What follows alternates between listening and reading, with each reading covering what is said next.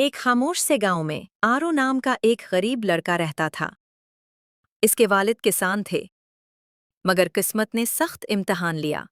कहत आया और खेत वीरान हो गए।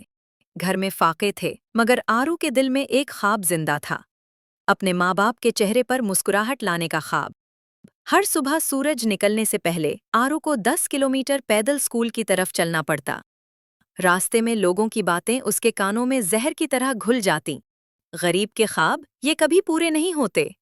आरू खामोश रहता, क्योंकि वो जानता था खामोश मेहनत शोर मचाने से ज्यादा ताकतवर होती है। एक दिन स्कूल में जिला का अफसर आया। उसने नर्म आवाज में बच्चों से पूछा, बेटा तुम बड़े होकर क्या बनना चाहते हो? जब आरू की बारी आई तो उसकी आवाज कांप रही थी, आंखें झुकी हुई थीं। सर, मैं अफसर बनना चाहता हूँ।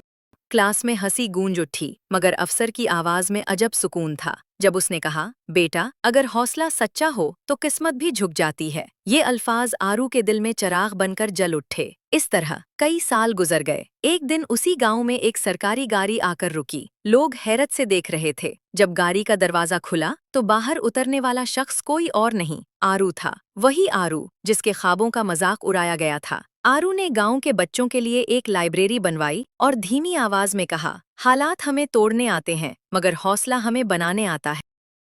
अगर आपको ये कहानी अच्छी लगी तो चैनल को सब्सक्राइब जरूर करें।